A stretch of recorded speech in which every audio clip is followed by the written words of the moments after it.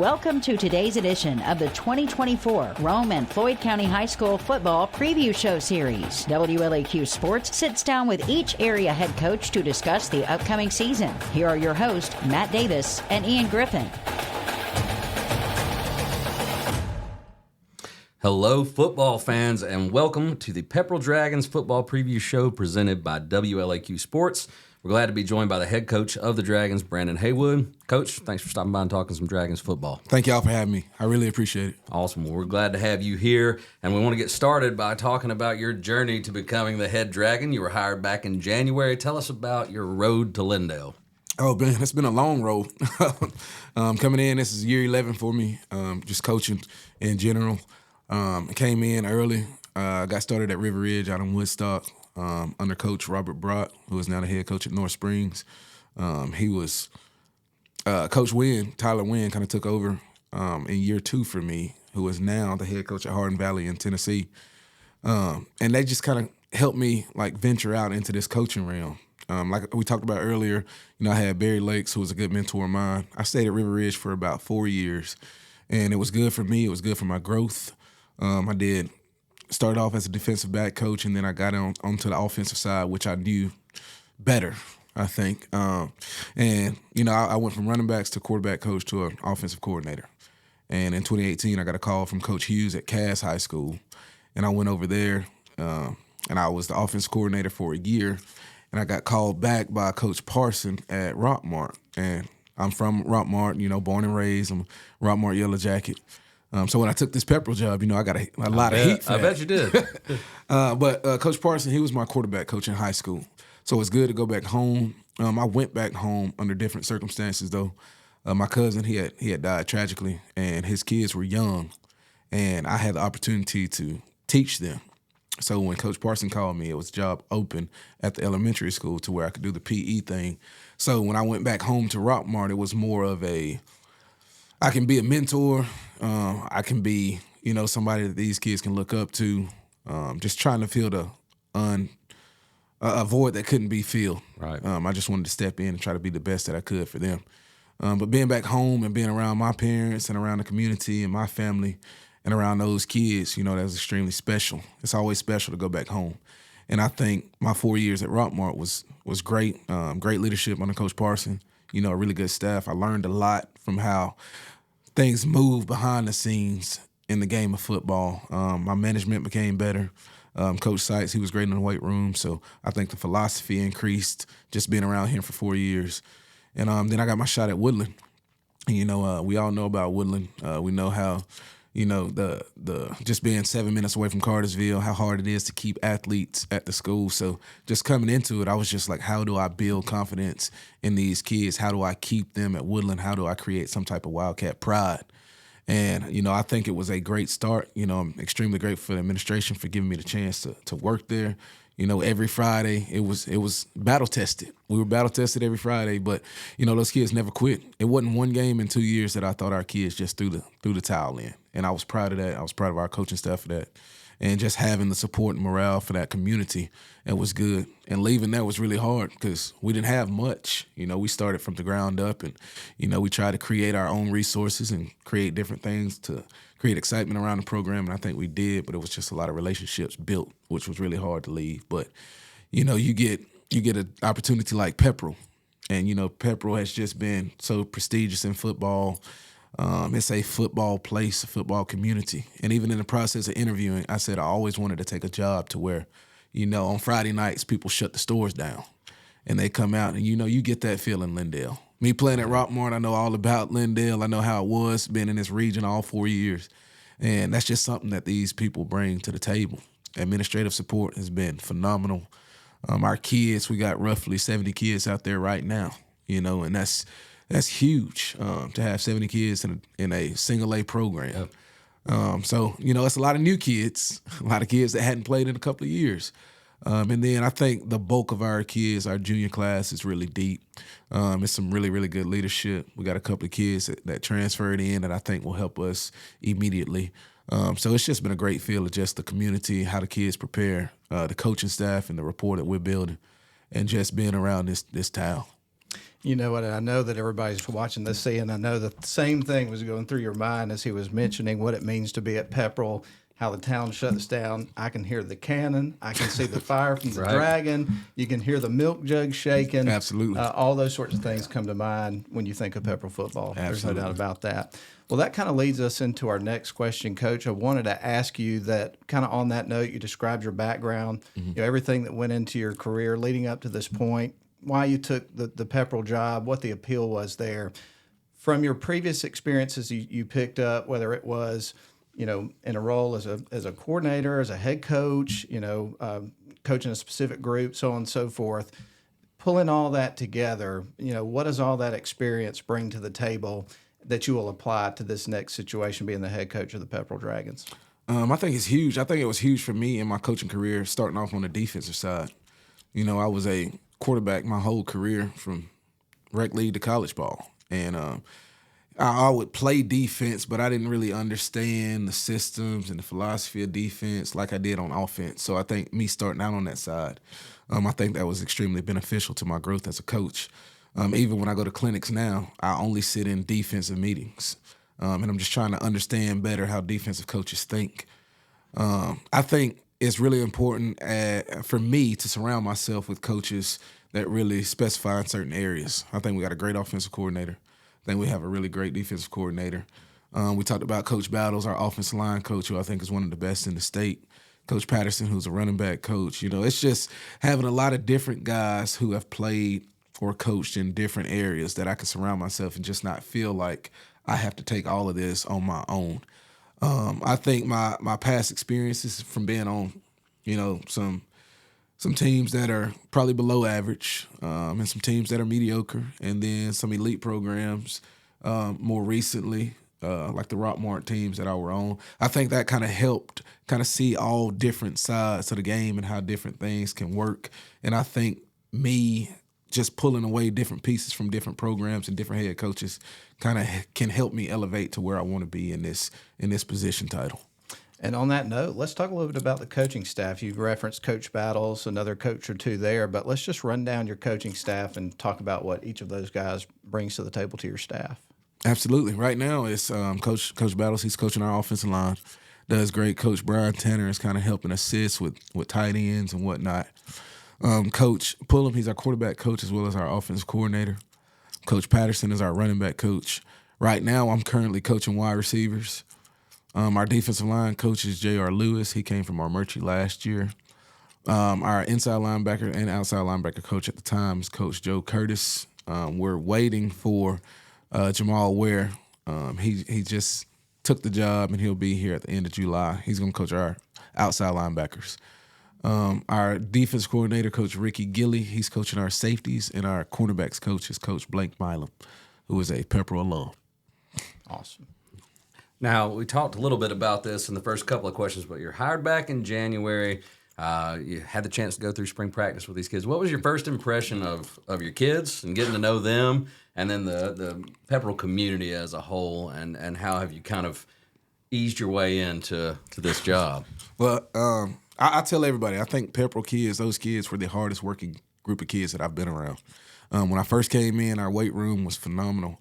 I compared them to different places that I've been to, and I was just like, it's a different blue-collar, gritty type of kid in Lindale, and they really attacked the weight room, and that was something, I was really hoping that I would get out of those kids. Just playing them the last 2 years, me growing up playing them, I knew what type of mindset these kids had, and it didn't disappoint, and it still hasn't. So that's been good. We really didn't have a spring football. I know it's a lot of confusion going around because we put out some stuff on Twitter, and all we did was pass out cloth and pass out helmets, so we didn't have to do that when the season started. We got 2 fall scrimmages, so we were unable to have a true scrimmage, no pads. We didn't get to do anything against another team. It was just for 2 hours we came out. We ran probably over 120 sprints. We did some stuff with tennis balls. We did some cone stuff, just working on like personnel and things, like trying to see how kids move. It was my own evaluation as we went into our summer segment of where kids should play. So it was a good little 2-week span to where I could just really see how our kids look running around in space, how they transition, how coaches, I was evaluating coaches, how they coach, what was their coaching style, and stuff like that. But in that 2-week span, I think we figured out a lot and kind of helped us grow as a staff on how we wanted to implement things going into the summer. Coach, coming up in our next segment, we're going to jump into the players. But I did want to ask you one more question because I was looking up some information about you before you came in because we've never had the opportunity to sit down and talk. I know Ian's talked to you a few times. But one of the things that jumped off the page to me, you referenced Carson Newman playing football there. And then I started looking at your education background, and I'm like, this guy loves football, but it seems like just as much as he loves football, he loves education. So tell us about that component for you and what that means and how important that is, that you know, teach that to your kids as well to, you know, pay attention and work as hard in the classroom as they do on the football field. Absolutely. That's one of my biggest stressors. You know, no matter where I am, if I'm the head coach of a team, we're going to have a goal of our GPA. And that was one thing that I prided myself on at Woodland, just getting into it. I wanted to be successful on the gridiron. If we were not, we were going to be successful in the classroom. So, you know, our GPA was a 3.0. That was our team goal. And that's kind of what we said it. We agreed to it. And the last 2 years at Woodland, it was a 3.2 and a 3.3. So I was extremely proud of how we acted in the classroom. I was getting a lot of great feedback from our teachers on how they acted in their classroom, how the character was, how they were improving, and stuff like that. So I always say it's student-athlete. It's never athlete-student. All right, you got to get everything compared. I mean, you got to do everything in the classroom first. If you really want to play college football, if you want to do all these things, make it to the NFL, it starts and ends in that classroom. So I pride myself on our kids doing just as great in the classroom as they do on the football field. That'll never change for me. They understand that expectation. That's a standard in our program. We're going to be good human beings, not just good football players. Awesome. That's a good place for us to take our first break, man. And, of course, as we pointed out in the Almerchi interview, we're trying not to be too obnoxious about this, but we do need likes and subscribers to this channel, don't we, Ian? We do. So we encourage you. We appreciate you watching, first of all, but we encourage you to like and subscribe and share this content because we want to bring more of it to you. Exactly right. We'll take a break. We'll come back. We are joined by Brandon Haywood, new head coach of the Pepperell Dragons. Enjoying our conversation. Hope you are too out there watching YouTube, and we'll be right back.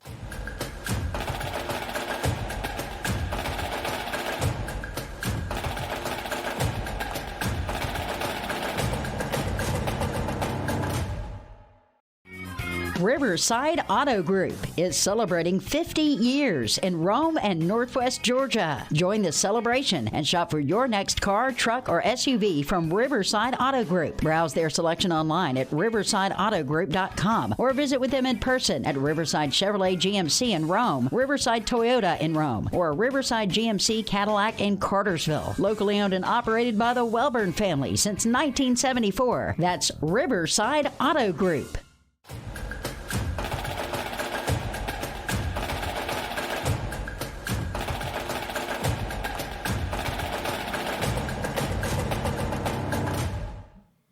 Welcome back to our Pepperell Dragons football preview show presented by WLAQ Sports. We're here with head coach Brandon Haywood of the Pepperell Dragons. And, Coach, we're going to jump right back in here and get down to roster management. We know that's roster management, player development are always keys to being successful. Can you tell us about some of the players we're going to hear their names called a lot this season? Absolutely. Our quarterback, Sam Ross, you know, he's our Mr. Everything right now. He's showing great, you know, leadership qualities in the weight room as well on the practice field. Doing a lot of things right, you know. I knew he was a running quarterback, but he's really impressing me with his arms and really his thought process on just being smart with the football, taking care of the football right now. Sam Wooten is another big name. You know, Sam was at Darlington last year. You know, he's a great football player, you know. It was a situation to where he landed with us, and he's been a great asset to what we've been doing. Tight end play, linebacker play. He just brings a different component to what we were doing offensively and defensively. You also got another tight end, Bebo, Chris Alford. That's a great kid, great athletic tight end body, great soft hands, very coachable kid. Got another move-in named Kel Etterburn. You'll probably hear a lot about him. He's a senior coming in from Kentucky. He's a really great. He's probably the best kid I've had when you talk about effort everything that he does. I mean, it's 100 miles per hour offensively, defensively. You got kids like Steven Sapp, Ty Doolady, Hayden Wheat. Right now, Gavin Burnett, which is a defensive lineman for us, he fractured his ankle a couple of weeks ago. He should be back around week 1. You know, it was a huge blow when he went down, but he's working, doing all the right things to get back. But that's just a couple of names. Tucker Glenn. It's just a great group of talent, a great group of kids to be coaching.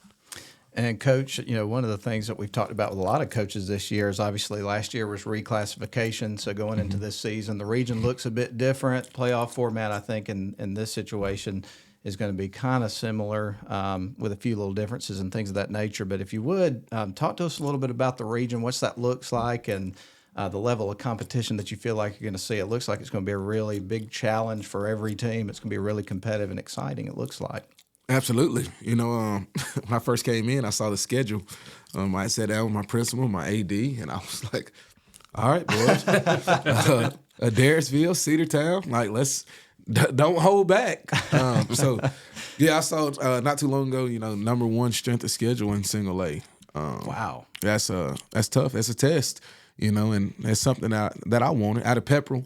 You know, let's see how our kids respond. But just talking about our out of region schedule, I think it's going to be tough, but I think it's going to be challenging and to get us in the right mindset for our region play. You coming into a region with, you know, Bremen coming from 3A to single, and you got Model, Coach Honeycutt. That's going always a well-coached football team. You know, Darlington, Hurd County, Harrison County. It's a lot. Temple, you know, Coach Nix has an abundance of speed and talent at Temple. It's gonna be rough. I look at us like the SEC. You know, it's gonna be, every Friday night. I think it's gonna be a test. You're used to that coming from Woodland. That was a pretty tough region. Absolutely. Like right now, I feel better about this region than my past region the last 2 years. But I think they're gonna be great. I think they're gonna be, you know, really well coached, and you know, it's gonna be a physical game every Friday night. It's just gonna be the bulk of single A football. It's a lot of talent, you know, from those teams, those Models, those Pepperell, those Temples, those Harrison Counties. I'm excited to see what they have. I'm excited to see how our kids respond. I do think we're a really, really talented group. I think we can play with anybody. As long as we understand the scheme, both offensively and defensively, I think we give ourselves a chance to win every Friday night. Well, you just led me right into my next question here. We're talking scheme. Let's talk X's and O's.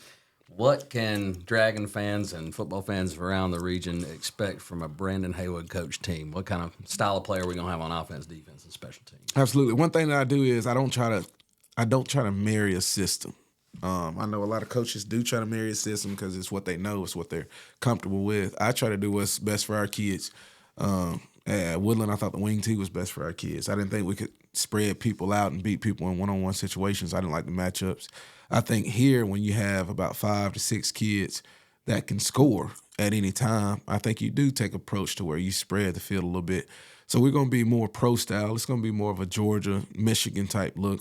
I think our best room is probably our tight end room, like where we have a multitude of kids that can play that position and can be utilized in a lot of different ways. They can be attached, they can be detached, and they can be in single one-on-one matchups on the edge and still probably, you know, win a bulk load of those matches. But anything that we can do to I think our offensive line is going to be pretty sporty. We got 2 really good running backs in Maddox Garcia and Tyler Rogers. I think they're pretty shifty. You know, they got great field vision. I think they're going to help set up some play action stuff. But, you know, it's a great situation to have, but it's going to be a pro-style offense to where we try to feed a lot of different mouths. Defensive-wise, it's going to be like a 3-4, but we'll get into some 4-3 stuff to where we can be multiple. Depending on who we play, that's going to be a schematic thing as we break down film on Sundays. But I think defensively, we might have one of the best defenses in the region. I know that was a key asset in me taking this job. When I was looking at it, 7 returning starters. And then you add a couple more that can play. I think if these kids just get lined up and they play technique and fundamentally sound football, our defense will be pretty sporty. And tell us a little bit about the special teams and the emphasis that you put on that. Special teams, we really, really dove into. We've been doing special teams since June, and it's just been a lot of, you know, just cone stuff and kickoff avoidance and like just really buckling down on the fundamentals of our special teams. I know, and I've been a big component of special teams wins and lose you ball games. We really just got into our special team phases in our units this week as we did our depth charts. Everything else just been trying to get kids accustomed to learning different positions and still personnel fitting where they should best play in our special teams units. But we're taking a huge emphasis on what we want to do. We want to be aggressive. We want to block kicks. We want to return kickoffs. We want to be good open field tacklers. And we're trying to do a different multitude of drills to help us be really great in those areas. Let's go ahead and take our final break here on the program. We'll come back for our final segment here of the show. But this is the 2024 football preview show of the Pepperell Dragons with brand new head coach for the Dragons, Brandon Haywood's in the studio with us and join our conversation. We'll be back in just moments. Thanks for tuning in.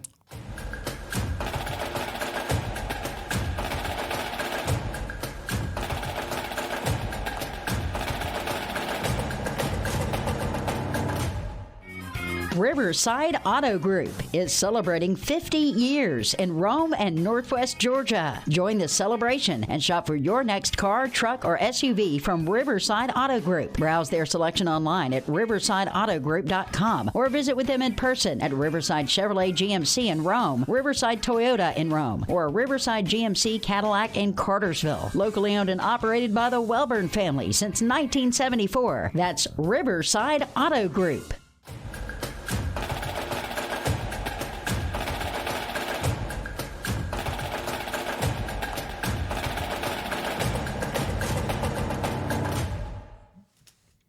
Welcome back to our Pepperell Dragon football preview show presented by WLAQ Sports. We're here with Dragons head coach Brandon Haywood, and we're going to jump right back in here. And what we want to ask you next is how you approach goals and expectations as you prepare for the new season. We don't necessarily want to ask you what your goals are, but how do you manage the kids? Do you use any mantras or themes to motivate them?